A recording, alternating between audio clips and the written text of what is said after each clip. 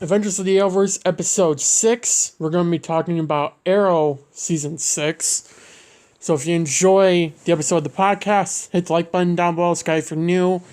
Also, in the description down below, my new Arrowverse Discord server just released. You'll be able to join it in the description down below by the invite.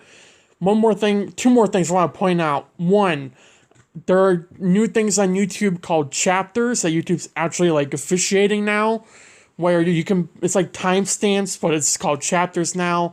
I'm going to be putting those throughout the podcast, the past episodes, and this episode as well. But here's the thing. We did not get any community responses for Arrow Season 6, meaning that part will not be in this episode. Therefore, the episode will be shorter, but the point of it is you will not see that in the chapters down below. The 3 chapters you'll see is the intro, which is this, the actual review of Arrow Season 6, my opinions, and then the outro.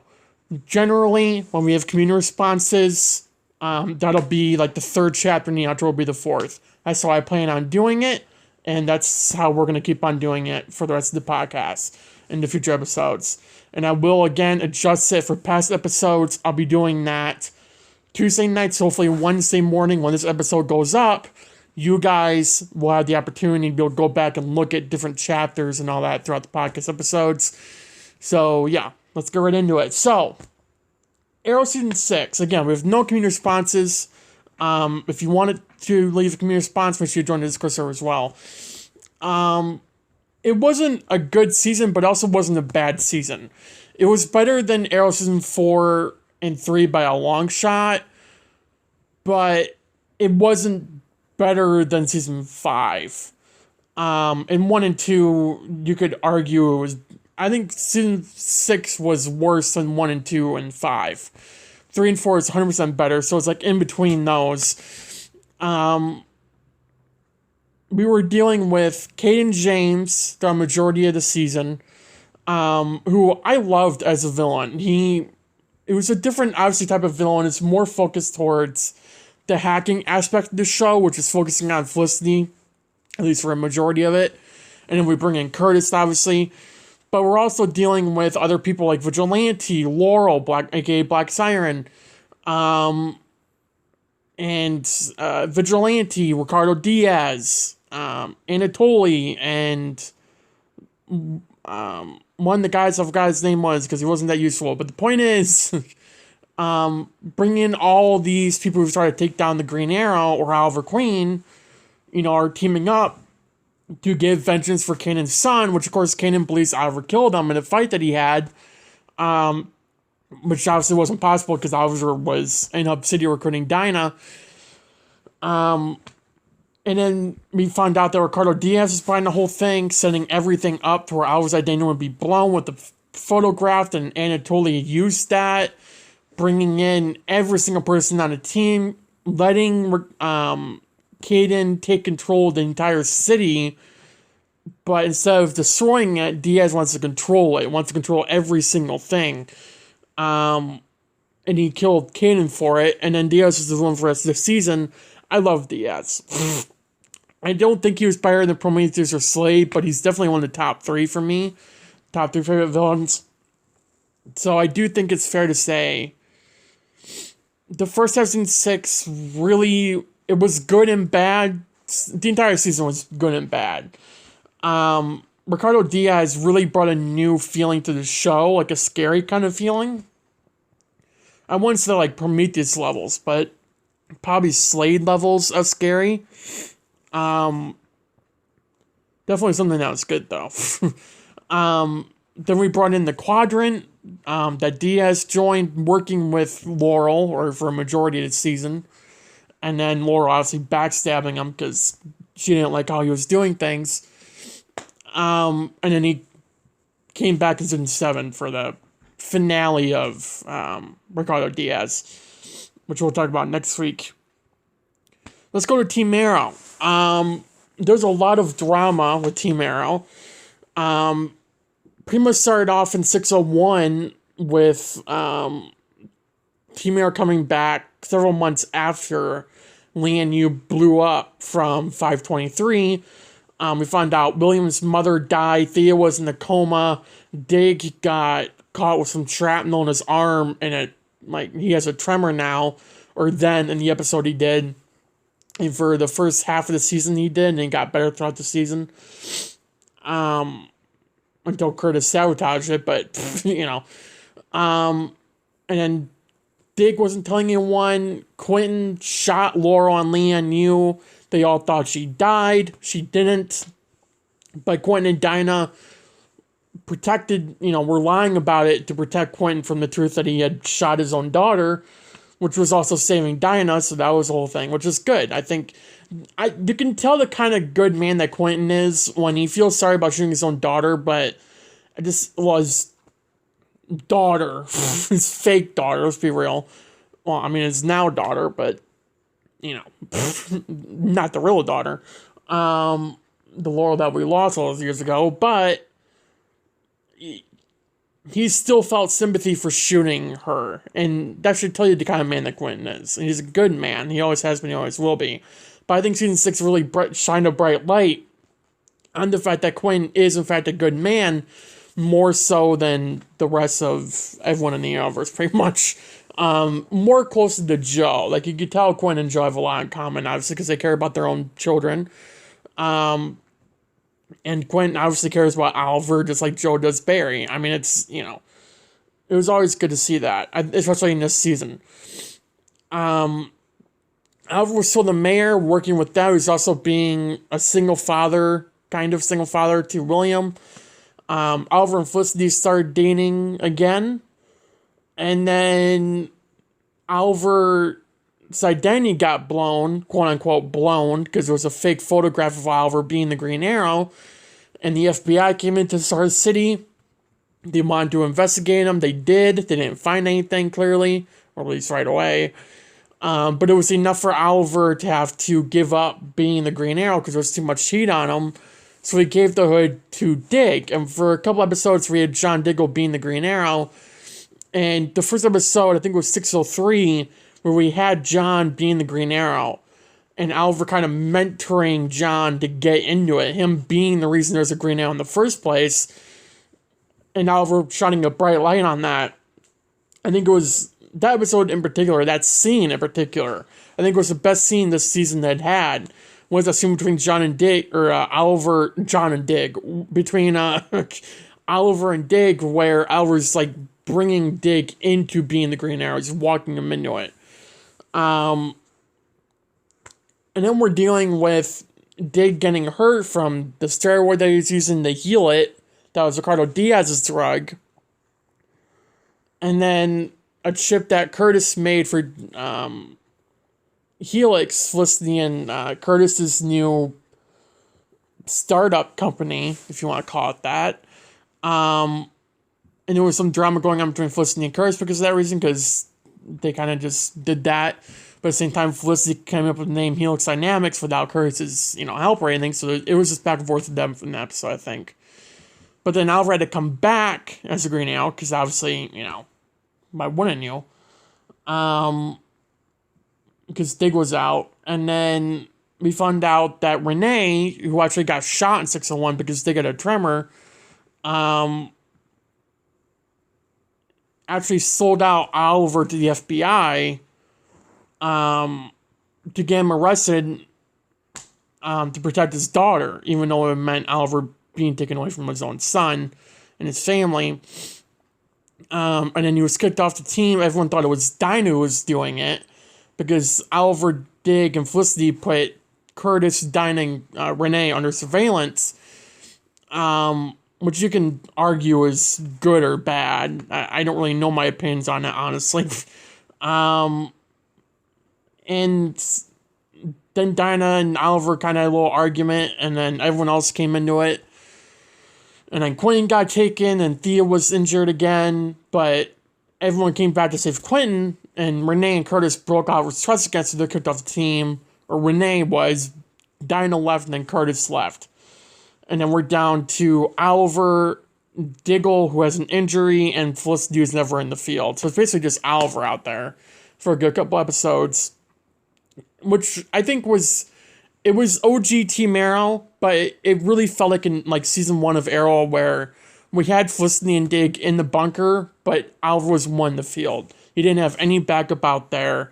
Not like now where, generally John would be Spartan and he would be out there with Oliver. But Oliver didn't want John to be the Green Arrow again because he would be out there on his own. And he knew that John needed a team. Not saying that he couldn't handle anything on his own, but with what was going on that he was facing, that Oliver was facing, he knew that Diggle wouldn't be able to handle it as much as Oliver could. Because he's not that skilled as Oliver. Let's be real. Oliver is more skilled in hand-to-hand than anything, really, than Dig ever was or ever will be. Sure, Diggle can hold his own. I bet he could. But considering what Oliver was up against, it makes sense why he wouldn't put John back in the hood, even after he was healed up. And why he gave Dig a new Spartan suit, which was really cool. It had the red throughout it, and it was a full-on, we had the new helmet look, and it was a really good suit, and I'm glad they brought it in Season 6. And it stuck throughout Season 7, too. Which also Renee got a new suit, too, and I'm pretty sure Dinah did as well. I don't think it was brought up last season, but she got a new suit this season, too. They were all good suits, honestly. And then we're dealing with still King James at this point, where he has a bomb threatening to blow up the city to get vengeance for his son, who honestly he thinks that Oliver killed his boy. Like I said earlier, we found out it's Ricardo Diaz who had it all set up to play King James in the beginning of the city, so Diaz could actually take it over fully. King does all the work, and Diaz takes credit for it, pretty much is what it was. And then we're dealing with a team versus team thing. Renee, Dinah, and Curtis all made their own team, and they all fought each other because Laura killed Vincent Sobel, who was Dinah's boyfriend or whatever, former partner. And Dinah was going out for revenge. He was going to kill her. And obviously Oliver had to stop them with Dig, who was injured because of Curtis. And then, so it was a 2v3 pretty much. And then Renee got hurt, and it was a whole thing. Everyone left Oliver. And then we're dealing with Dig not trusting Oliver for whatever reason. I don't remember the exact reason. I just thought it was pretty stupid. But Dig questioning every single decision that Oliver had made, him not trusting him anymore. The team's broken into a million pieces. It was Diaz's plan all along with Cadence before Diaz killed him. And then we're also dealing with Dig left, joined Argus, and then Felicity, Oliver pretty much fired Overwatch. It was just him out there. And then he got hit with vertigo, and that episode was really good. They brought back Adrian Chase, which everyone loved, I think. If you didn't love it, then what's wrong with you? And then we were dealing with Oliver getting arrested after going on his own, and then everyone coming in to help Oliver get out of jail, and then they all worked together to stop Diaz. And then Quentin died, and Laurel did whatever, and and then Diaz was actually brought in next season. Oliver's identity was blown to the world because he had to blow it for the FBI to stay in the city to stop Diaz. So that's going on Team Arrow. Again, like I said, Oliver and Felicity started dating. John got injured. Renee got injured because of Dig. Ricardo Diaz was a whole flashback episode. Well, not a flashback episode, but like every now and then there would be flashbacks in this one episode. And what they were Diaz as a kid and how he became the man he is today, or the villain he is today, I guess you can say. That episode was really good. Bringing in the Quadrant, bringing in that one bully that pissed Diaz off all the time. Bringing in, obviously, Black Siren again to help. Why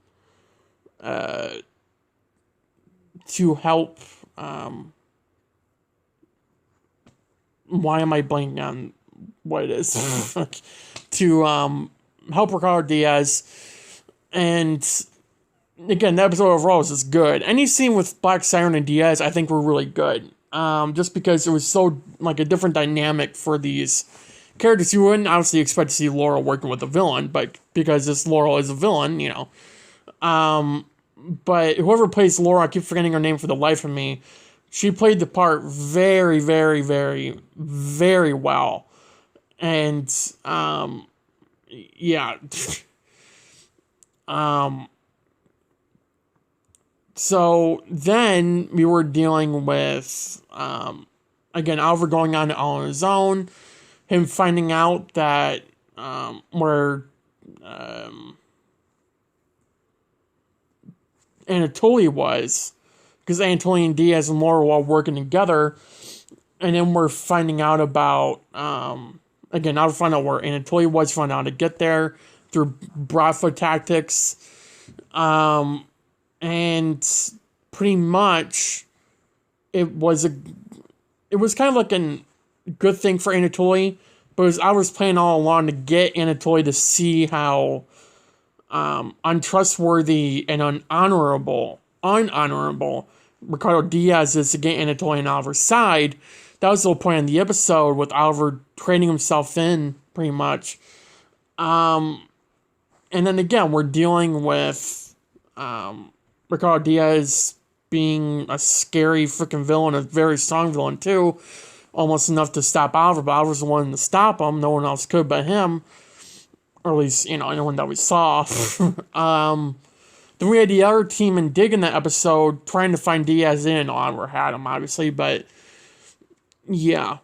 I think the team breaking up, while in the long run, it was alright, the scenes behind it that would back it up didn't really make sense. Like, everyone was mad because Oliver, Felicity, and Dig put surveillance on Dinah, Renee, and Curtis. I get why they were mad, but they didn't mention a single thing to be mad. This is Curtis and Dinah I'm talking about the fact that Renee just sold Oliver out and threw him under the bus. Even though, yes, it was to protect his own daughter. You have to remember that Oliver at the time was a single father. He got arrested in front of his son because of what Renee did. And Dinah and Curtis just blew it off and didn't give a crap. They didn't question it. No one, Curtis and Renee, didn't question what Dinah did, lying to the entire team about Vincent being involved with him. They didn't know, but they blew it off because they were so pissed off that Oliver was keeping surveillance on those three. Which, why wouldn't he? Especially Curtis. Curtis knows what Oliver, Dig, and Felicity have been through, so why wouldn't they be put through surveillance to make sure that they don't backstab them again? I mean, that's being cautious and that's being smart. If you don't put your team under surveillance after everything that's happened, how could you not put them under surveillance? After Evelyn, after whoever else betrayed them. I mean, and Chase especially, I mean, why wouldn't you put them under surveillance? It makes no sense not to.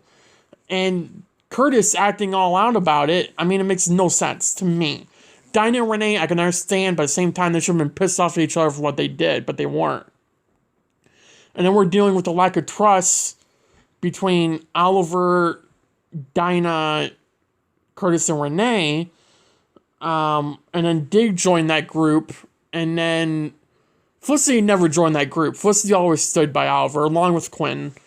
Which, again, something notable about Quinn is that he always stood by Oliver no matter what, and he always stood by Felicity too, or Felicity always stood by Oliver, and Quinn stood by Felicity too. But it was always Quinn and Oliver, Oliver and Felicity always standing by each other whenever they needed them. Which again, I love Quinn on Arrow. I always will. Paul Blackburn plays the role pretty much perfectly. Then we're dealing with Quentin getting shot. He was the one death this season. He died in 623 before Oliver blew his identity in the entire world. And Diaz was in the wind because of Laurel, Black Siren. We had Sarah Lance show up in the finale. Great fight scenes between all of them. Oliver told the FBI who he was because obviously he needed the FBI's help. And it was really